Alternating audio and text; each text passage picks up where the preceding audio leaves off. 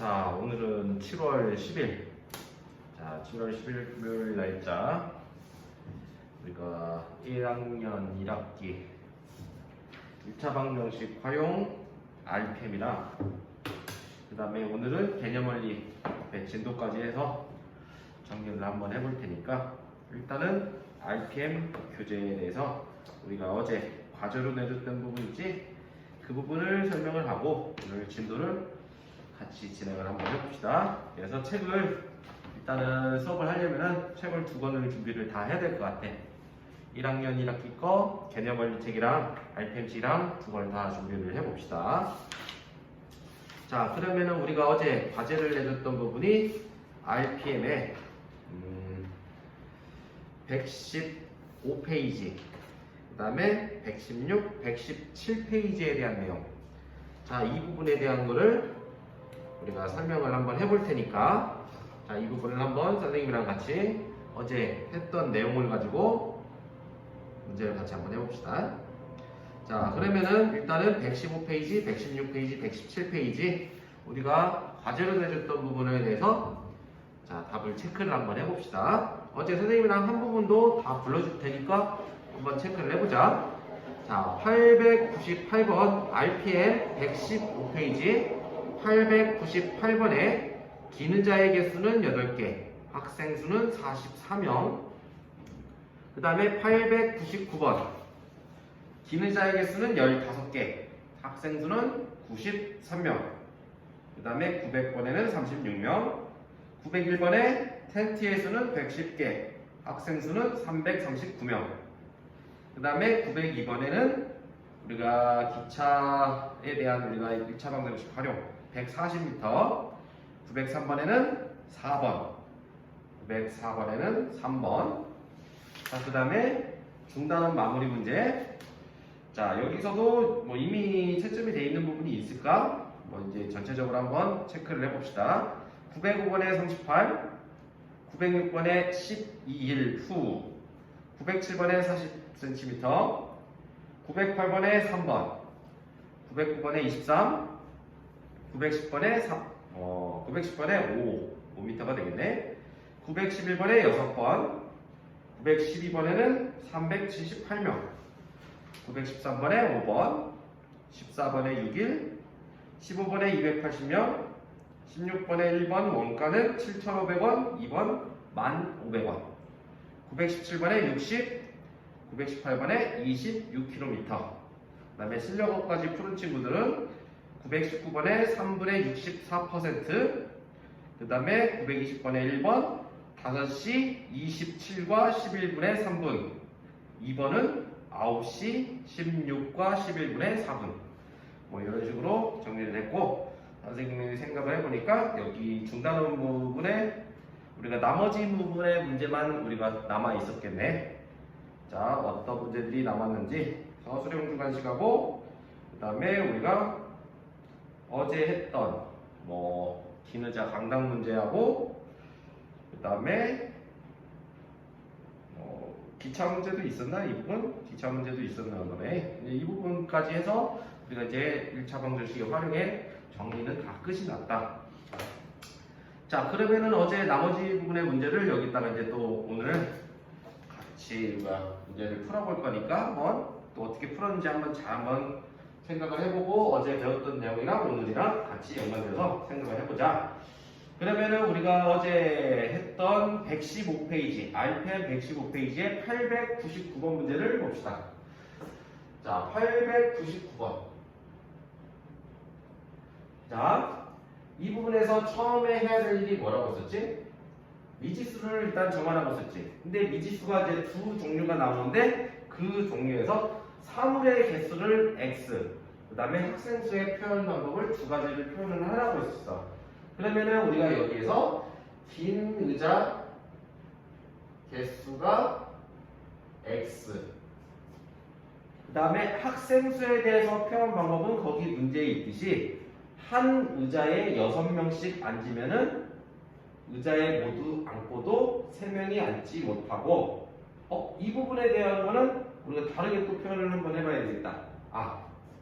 학생 수를 우리가 어떻게 잡는다? 6명씩 앉으면은 3명이 앉지 못한다. 그러니까 6x에다가 3명이 서 있는 거지. 이렇게 사람 수가 이만큼 있다는 얘기지. 자, 그 다음에 이제 두 번째 식을 세우는데 이 학생 수에 대한 부분에 대해서 6x 플러스 3이 우리가 변하지는 않을 거 아니야? 그 의자 수에 대해서 앉는 사람을 7명으로 늘렸어. 그랬더니 의자가 1개가 비어있고 그랬어. 의자가 1개가 비어있는데 나는 의자를 몇 개를 비운다? 2개를 비울 거야. 하나를 더 비우라고 썼지? 자, 지금 이 상황이 의자가 2개 비어있는 거야. 거기에 마지막 2개 비워놓고 근데 문제에서는 1개 비어있다라고 했었잖아. 근데 그 마지막 7명씩 계속 앉아있다가 이렇게 계속 앉아있다가 지금 어떤 상황이냐면 의자를 이렇게 2개를 비어있는 우리가 상황이란 말이야. 그 부분에 대해서 우리가 마지막 의자 하나는 우리가 무조건 비워야 되고 마지막 의자에는 몇 명이 앉아있다? 이렇게 2명이 앉아있다. 그러면 의자는 우리가 몇 개가 비게 되는 거야? 결론적으로는 하나가 비게 되는 거잖아요. 그래서 여기다가 이 2명 여기 2명을 추가를 시켜준다. 그럼 이 자체가 이렇게 했을 때는 의자가 2개 비어있지만 2명이 붙여버리면 결론적으로 의자는 하나가 비어있는 상태라는 얘기지. 그리고 마지막 이제는 2명이 앉아있는 상태라고. 어제 이 부분에 대해서 강단 문제를 풀었었고 자 그러면 문제를 풀어주면은 6x 플러스 3은 7x 마이너스 14 플러스 2 그래서 6x에서 7x를 빼고 마이너스 12에서 3을 뺀 숫자 마이너스 x는 마이너스 15 하면서 의자의 개수는 총 15개다. 그러면 우리가 4번에서 의자의 개수는 15개가 나오고 학생 수는 우리가 6x 플러스 3이라고 했었잖아. 그럼 의자가 우리가 15개였으니까 학생 수는 6 곱하기 15 더하기 3 그래서 93명이 나온다. 뭐 이런 식으로 우리가 문제를 풀어줄 수가 있다는 얘기네. 이 부분이 어제 했던 내용. 여기 의자를 우리가 비어있는 거에서 우리가 없는 거에서 하나를 더 빼고 나서 거기에 사람 수만 채워준다. 이 부분이 정리가 돼야만 풀 수 있는 유형이란 말이지. 이 부분을 이해를 잘하고 그 다음에 우리가 어제 풀어줬던 문제를 보니까 901번 문제를 봅시다. 풀어줬던 문제가 어제 898번이랑 900번의 문제를 풀어줬지. 여기서는 우리가 사물이 뭐가 되는 거냐면은 텐트가 되겠지. 텐트가 X개.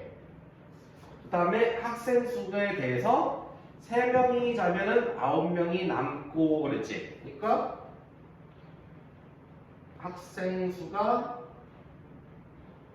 3명씩 자면 3x 거기에 9명이 남고 플러스 9 이렇게 표현하면 되겠지.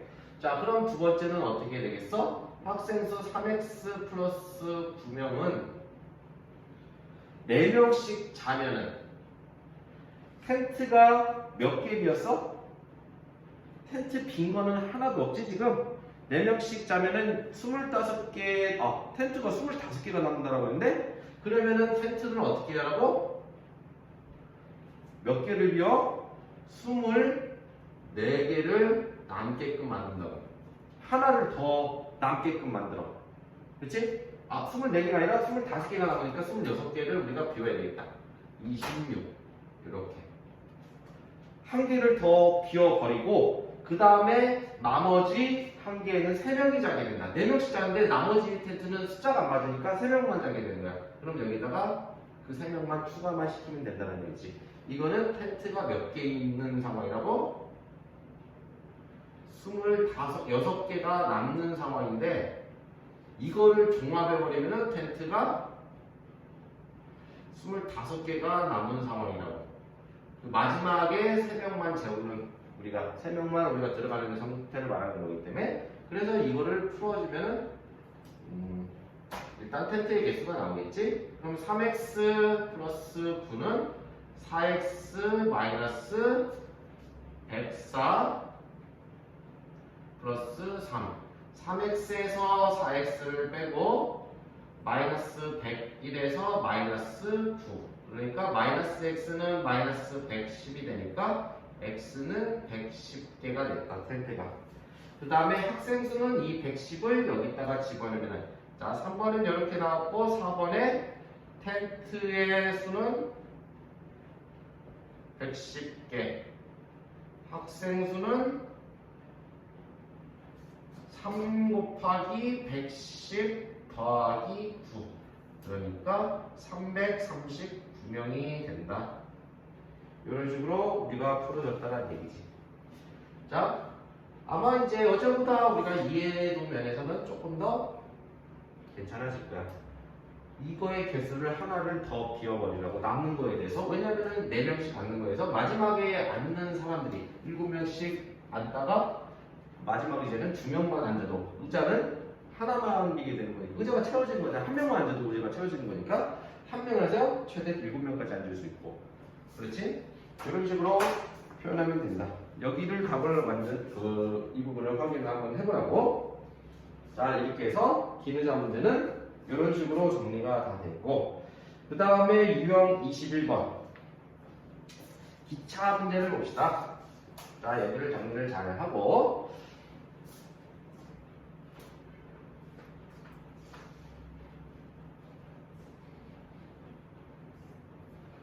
자, 기차 문제는 어제 한 문제만 문제를 풀어주고 끝을 냈으니까 한번 봅시다.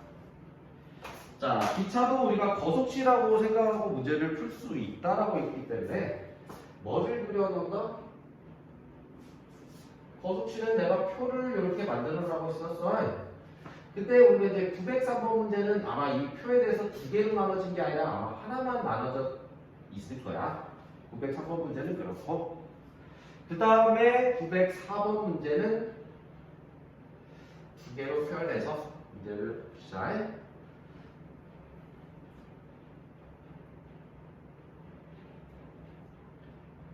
이런 식으로 우리가 정리가 되는데, 자, 우리가 이제 기차 문제를 풀었을 때는 여기 부분을 그냥 거리라고 쓰지 말고 어떻게 쓰라고?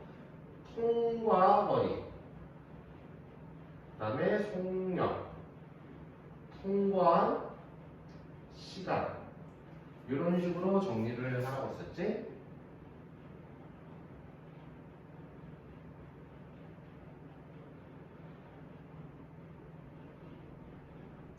자, 우리가 903번은 이 종류에 대해서 딱 한 번밖에 없어.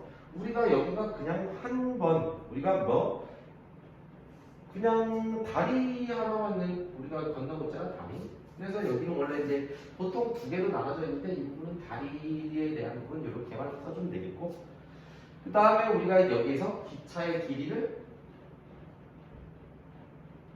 xm라고 두면은 통과 거리는 어떻게 된다라고 했었지? 우리가 1600m에 대해서 우리가 어떠한 터널이 다리가 있으면은 여기에 대해서 우리가 기차가 xm라고 했을 때 이렇게 여기가 1600m라고 했을 때 여기에서 이 부분을 통과할 때는 어떻게? 1600만큼 가면은 여기에 있을 거란 말이야, 기차가. 근데 통과 거리는 꼬리까지 나와야 되는 거니까 이 뒷부분을 우리가 더해주면 통과를 할 수 있다. 머리부터 들어가서 꼬리까지 나와야 되는 거니까. 그래서 통과 거리는 뭐가 된다는 거야? x 플러스 1600이 된다. 이렇게. 그 다음에 속력은 없고 이 통과하는데 걸리는 시간이 40초가 걸렸다. 그렇지? 그리고 문제에서 이렇게 나와있지? 1초에 45m를 달리는 기차라고 했어. 이게 무슨 뜻이야? 우리가 1초에 45m를 달리는 기차가 속력에 관한 문제지.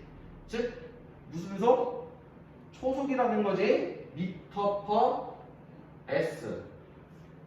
여기가 속력이 미터 퍼 s가 된다. 미터. 이런 식으로.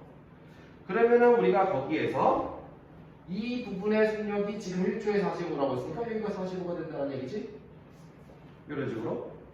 그런 다음에 우리가 이제 식을 만들면 되잖아. 거리는 속력 곱하기 시간. 이런 식을 만들어도 되잖아. 그러니까 거리는 속력 곱하기 시간.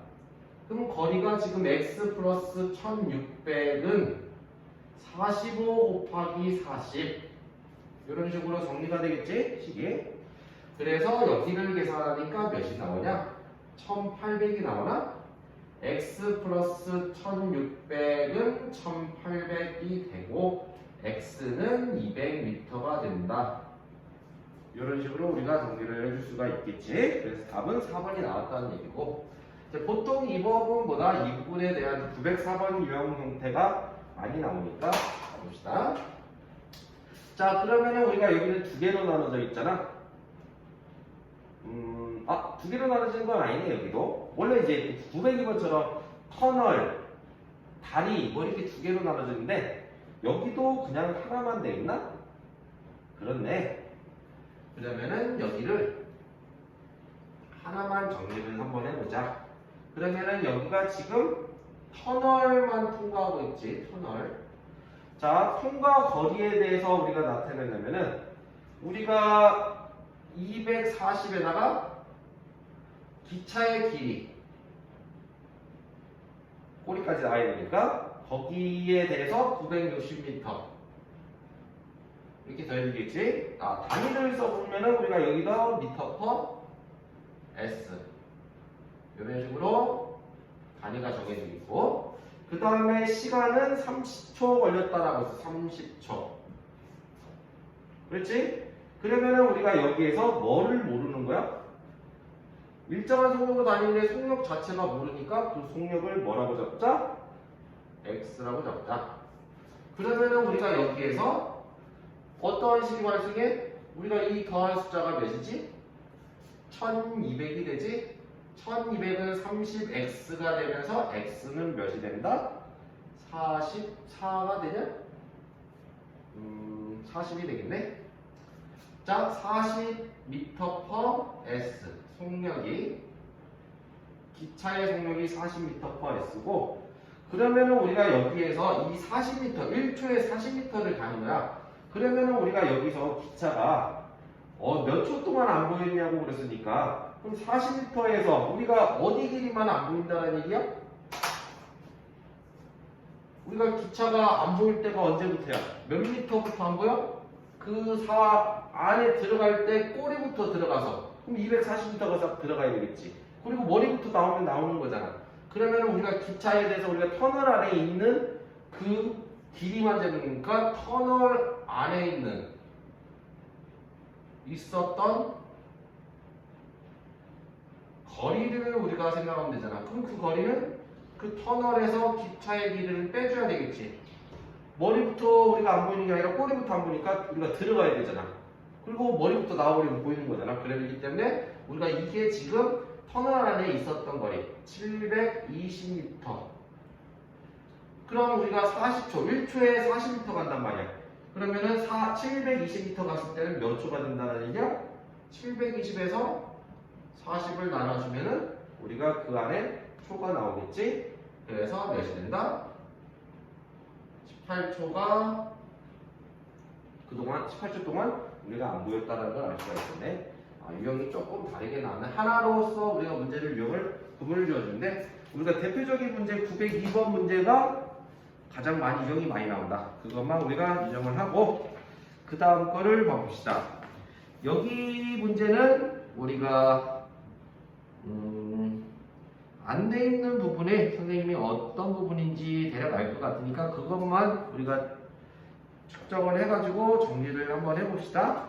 자, 116페이지 몇 번을 보게 되냐면은 911번, 911번, 그 다음에 913번, 915번.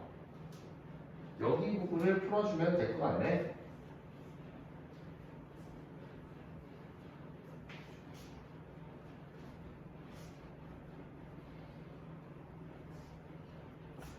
그리고 월요일날 우리가 이제 학원에 다시 오게 되면은 전체적으로 책을 점검을 해서 개념 원리하고 RPM에서 우리가 아직 안 끝난 부분이 있는 부분을 정리를 해줄게. 그러면은 우리가 911번 봐보자. 호수 문제. 자, 호수 문제, 우리가 이런 둘레 문제는 같은 방향으로 도는지 다른 방향으로 도는지 우리가 나타내는 걸 쓰라고 썼지. 그러면은 우리가 이 유형은 우리가 RPM의 몇 페이지에 대한 내용이냐면은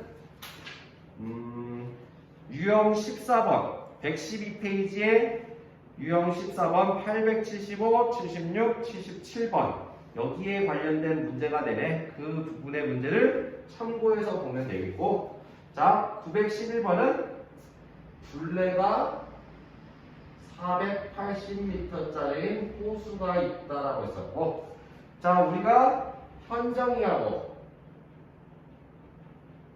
성현이가 이 같은 지점에서 동시에 출발을 해서 같은 방향으로 16분을 달리고 있네. 이런 식으로 속력이 여기는 10m, 초속 10m, 여기는 초속 7m.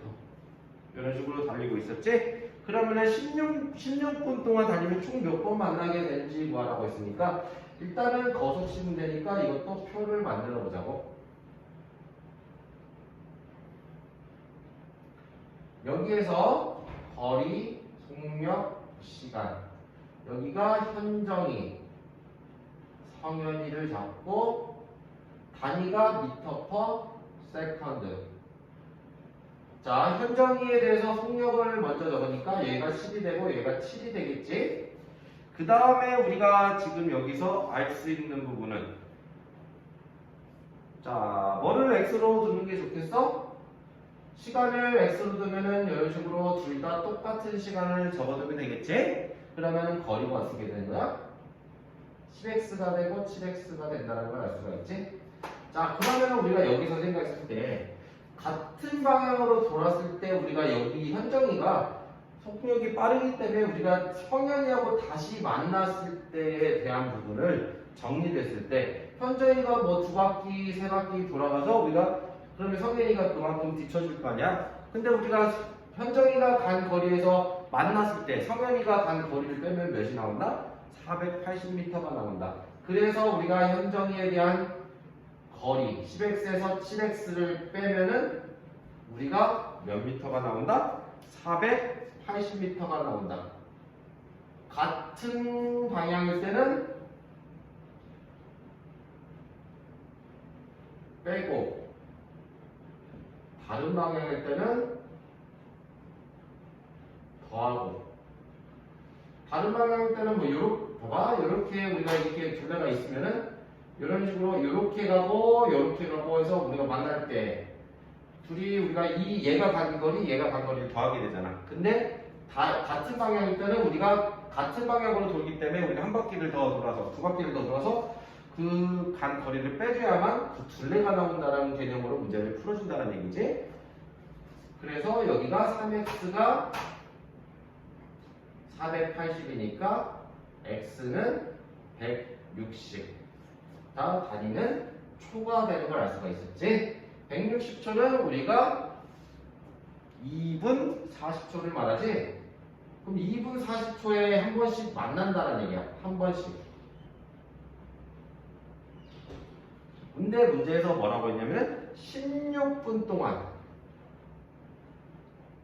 몇 번 만나냐 그랬지? 그러면 우리가 이거를 가지고 뭐로 바꿔주면 되겠냐? 초로 바꿔주면 되겠지? 그럼 16분이 몇 초가 되는 거야? 16에다가 60을 곱한 960초가 되고, 요거는 160초가 되는 거니까 이 160초에 한 번씩 만나는 거니까 960 나누기 160을 계산하면 된다는 얘기지. 그래서 몇 번 만나게 돼? 6번을 만나게 된다. 이런 식으로 우리가 911번을 정리해주면 되고, 자, 이 부분의 문제 아까 유형 12번에 있다라고 했으니까 거기에서 안 풀어질 부분이 있으면은 너희들이 한 번 더 정리를 한번 해보라는 얘기지. 이런 식으로 우리가 정리를 한다면 된다는 얘기고, 같은 방향, 다른 방향, 거리를 빼고 더한다는 거 우리가 꼭 유념해야 되고, 그 다음에 우리가 913번을 봐봅시다. 913번. 자, 강당 긴 의자 문제지. 자, 여기에서 미지수를 뭐라고 하더라고? 긴 의자 X개. 그런 다음에 학생 수가 우리가 나온다고 했지. 4명씩 앉으면은 의자에 모두 앉고 5명이 앉지 못한다. 학생 수는 4x 플러스 5가 된다는 걸 알 수가 있고, 두 번째는 우리가 뭐라고 했냐면은, 그럼 이 4x 플러스 5라는 학생 수라고, 자, 5명씩 앉으면은 의자가 3개 비어 있다.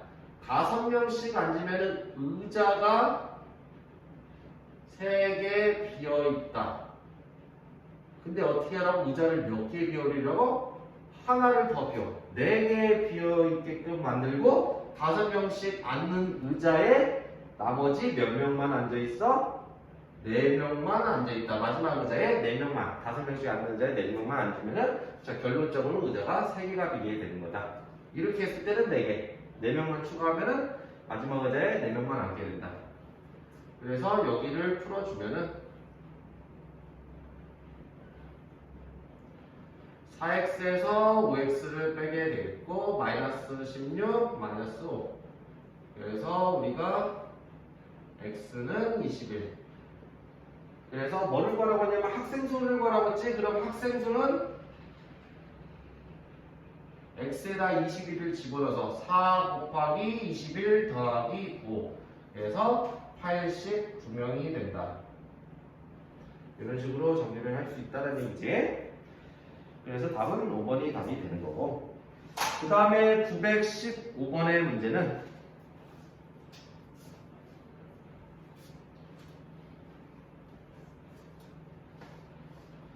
915번의 문제는 우리가 처음 보는 유형이긴 하지. 우리가 여기에서 915는 요거를 이렇게 정리를 해보자. 자, 어디서 많이 본 것 같지? 이게 버섯치 비교하듯이 이런 식으로 비교를 해보자고.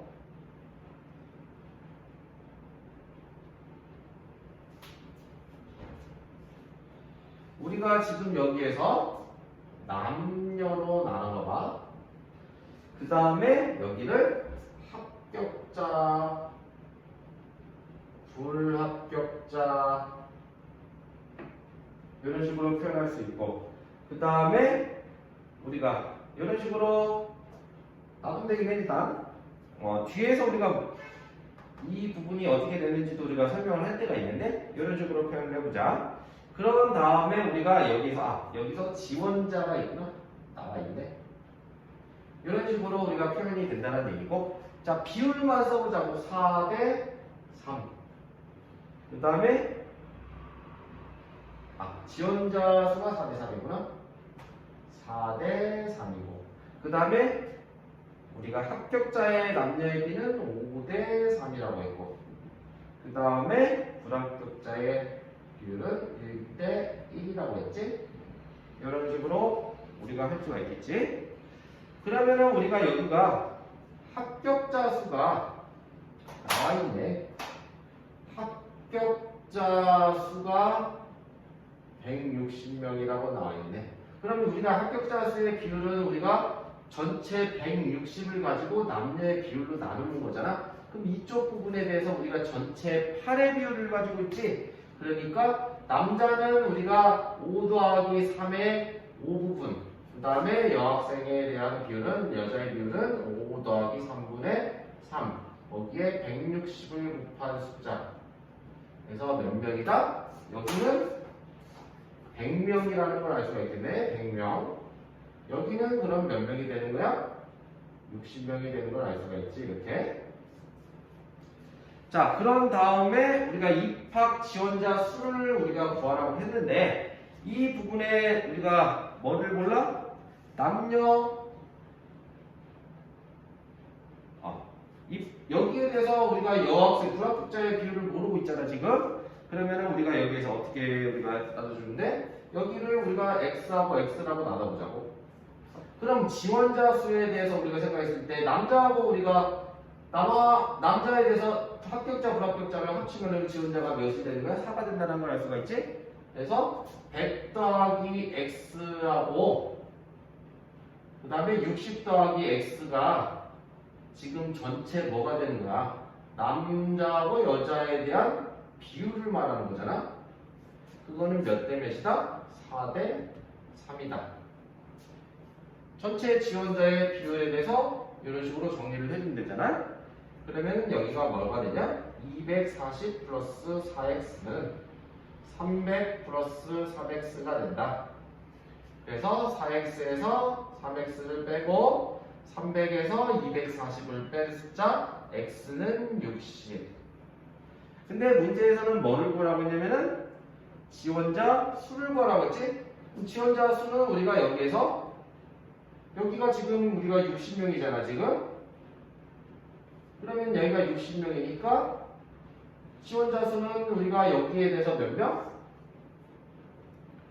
160명이지. 남자는 여자는 60명에다가 또 여기가 60명이 했으니까 120명이지. 그래서 총 우리가 몇 명이 된다? 280명이 지원을 했다. 뭐 이런 식으로 우리가 비율을 거속시는 아니지만 이렇게 전체적으로 합격자하고 불합격자를 더하면 그 지원자 전체 수가 나오는 거잖아. 근데 그거를 남녀의 비율로서 표현한 거잖아. 그리고 뭐 합격자 어떤 수에 대해서 표현이 됐으니까 여기를 구할 수 있고 모르는 거를 우리가 미지수로 둔 거고 불합격자 수를 x로 둔 거네. 그래서 왜냐면 합격자 수는 우리가 알 수가 있으니까 이런 식으로 정리를 해주면 된다. 그러면은 일단 여기까지 그 활용 부분의 문제는 끝이 났고, 그러면은 너희들이 해야 될 일은 개념 원리에서도 이러한 형태의 문제들, 틀렸던 문제를 다음 주 월요일까지 정리를 하고, 그래도 나는 잘 모르겠다 하는 부분의 문제를 선생님이랑 같이 학원에 와서 정리를 할 거니까, 그러면은 오늘은 그 뒤를 한번 보면은, 자, 오늘은 설명을 잠깐 하고 그 다음에 수업은 학원에 와서 문제를 풀면서 정리해 봅시다.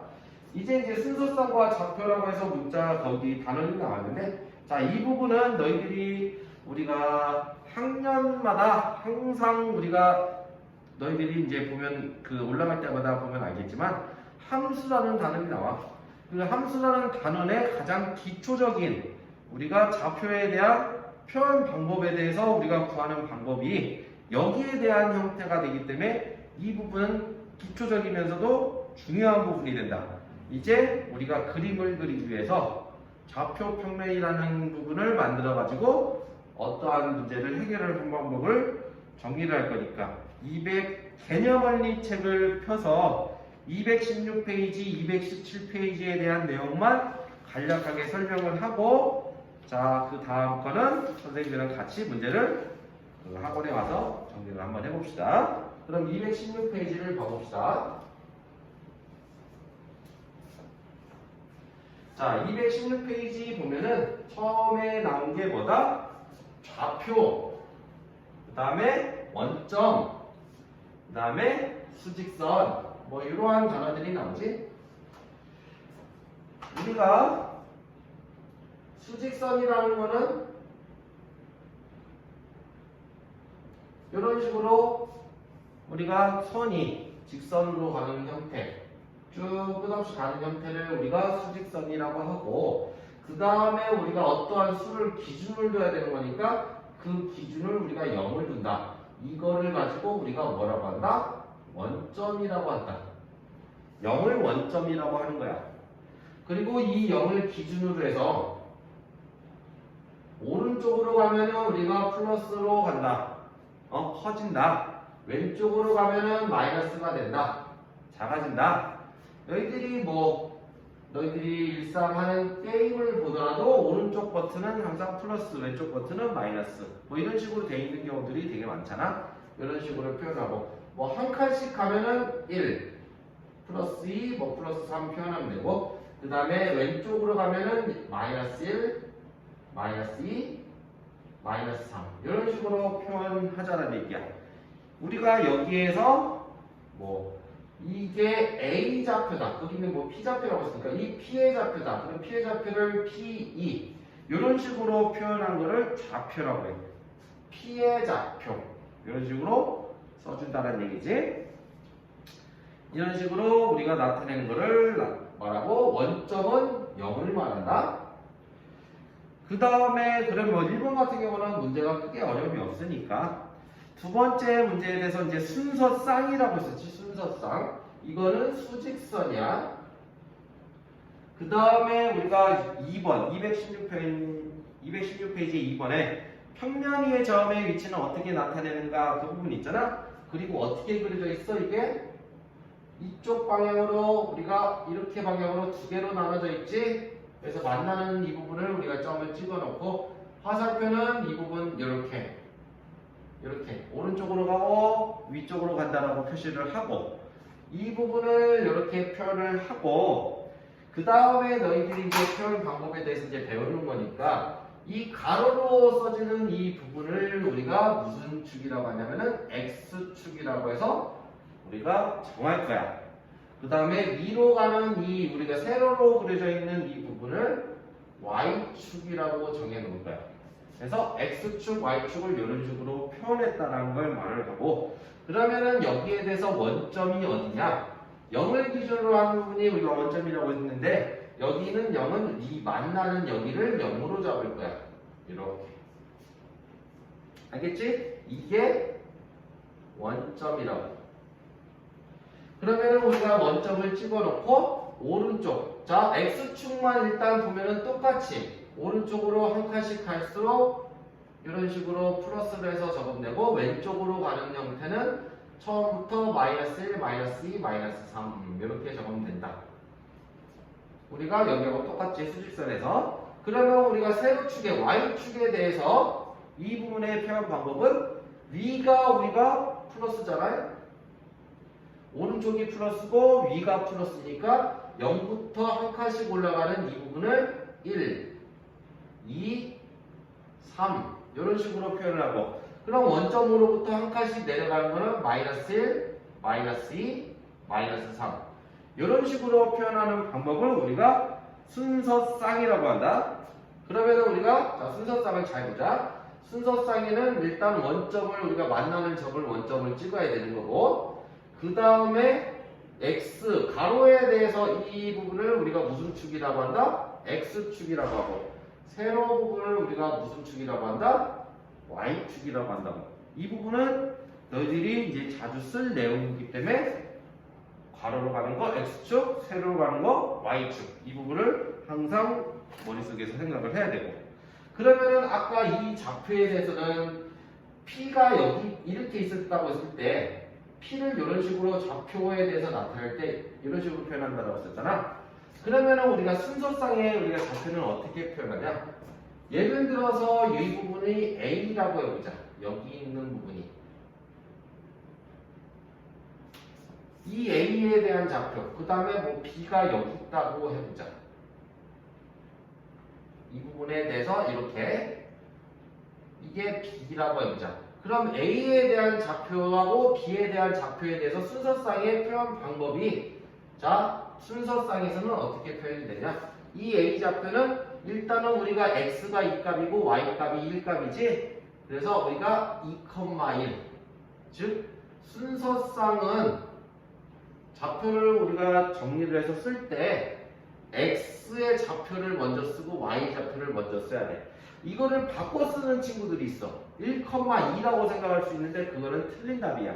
그러니까 X축부터 우리가 X가 먼저잖아. 알파벳에서도 X가 먼저, 가로가 먼저, 세로가 나중에. 그래서 몇 콤마 몇을 적는다? X축 2, Y축 1, 2,1을 이런 식으로 표현하고 그럼 B라는 좌표는 어떻게 표현할 수 있냐면은 X축부터 먼저 쓰는 거니까 마이너스 2, Y축의 좌표는 마이너스 3이다. 이런 식으로 표현하는 방법. 순서쌍에 대해서 이렇게 표현을 한다는 얘기야. 이 자체를 가지고 좌표 평면이라고 하고 이거를 좌표 평면이라고 해. 그리고 이렇게 표현하는 거를 순서 쌍이라고 해. X축에 있는 점, 그 다음에 Y축에 있는 점을 찾아가지고 이렇게 표현하는 방법을 우리가 216페이지에서 2번에서 우리가 설명을 하고 있지. 그렇지? 그 다음에 우리가 그러면 이 좌표 평면이 이런 식으로 정리가 됐을 때 여기가 X축, 여기가 Y축 하고 이렇게 정리를 해야 된다고. 여기가 원점 0을 쓰고 그러면은 우리가 여기에서 공간이 총 몇 군데가 나오냐면 4개의 군데가 나오지. 이렇게 V가 이 4V에 대해서 우리가 어떠한 용어를 정할 거야. 그 공간을. 그래서 4분면이라는 거, 제4분면. 면이 우리가 4개로 나눠져 있다라는 얘기지. 이 공간이. 거기에 대해서 우리가 하나, 둘, 셋, 4개를 표현할 건데 여기를 제1사분면이라고 할 거야. 그 다음에 여기를 제2사분면, 제3사분면, 제4사분면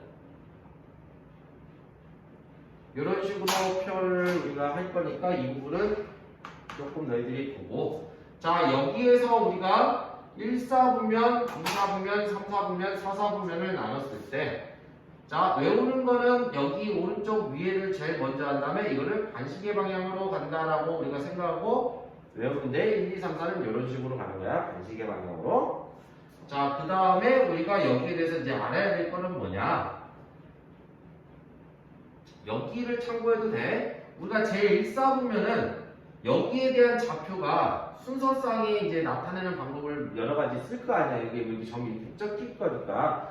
그러면 1사분면에 대한 점은 어떤 특징을 가지고 있냐면은 x값 붙었으니까 이 x에 대해서 우리가 부호가 뭐가 돼 있어? 오른쪽에 있잖아. 그렇지? 오른쪽에 있고 오른쪽 위가 돼 있잖아. 5위. 오른쪽 위.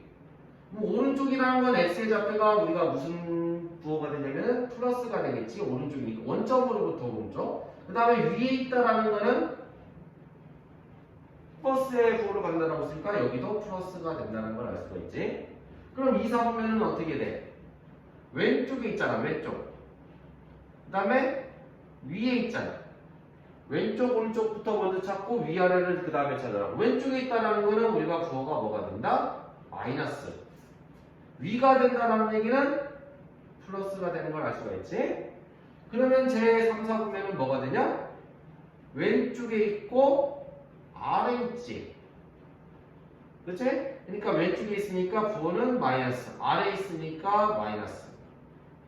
그 다음에 제 4, 4분면은 오른쪽에 있잖아. 그럼 오른쪽에 있으니까 플러스. 그 다음에 오른쪽 아래 이렇게 있는 거잖아. 그러니까 y에 대한 좌표는 마이너스가 나온다. 뭐 이모티콘처럼 생기긴 했지만 부호에 대해서 우리가 정하는 부분, 이 부분을 우리가 머릿속에서 항상 생각을 해야 된다. 몇 사분면 딱 부르면은 너희들이 공간을 생각해서 아 왼쪽 위구나, 뭐 왼쪽 아래구나, 오른쪽 위냐 아래냐 뭐 이런 식으로 판단해서 부호를 정할 수 있다는 얘기야. 어떤 점이든지 이런 부호를 가지고 있다. 제4사분면 1, 4, 2, 4, 3, 4, 4사분면이 어디에 공간에 있는지를 확인하는 부분이다고. 그렇지? 그래서 거기에 대한 부분은 뭐 이제 부호로 양순수로 우리가 정해놨으니까 그 부분을 이런 식으로 부호로서 표현하는 방법도 써놔도 된다. 자 오늘은 우리가 여기 좌표평면 순서상의 좌표에 대해서 대칭인 점이 하나가 한 번 더해서 나왔는데 이 부분은 일단은 4분면에 대해서 너희들이 조금 더 우리가 연습을 하고 공간을 잡은 부분은 연습을 하고 그 부분을 그 정리가 된 다음에 그 다음에 대칭인 점을 찾는 게 뭐 크게 어려운 부분은 없으니까 여기 부분은 되게 뭐 많이 걸릴 부분이 없어. 그렇게 해서 우리가 월요일날 그 1차 방정식 활용을 정리를 마무리를 하고 여기는 그 다음에 선생님이랑 진도를 나갑시다. 오늘도 듣느라 수고 많았고 그 다음에 우리가 이제 이번 오늘은 이제 금요일이고 내일부터는 이제 주말이기 때문에 이제 코로나로 인해서 좀 많이 힘들잖아. 그래도 조금 더 참고 자 밖은 되도록이면은 안 돌아다니게끔 하고 집에서 좀 우리가 공부도 좀 하면서 집에서 우리가 좀 쉴 수 있도록 자기가 관리를 잘 합시다. 그래도 이번 주 고생은 우리가 다들 많았습니다.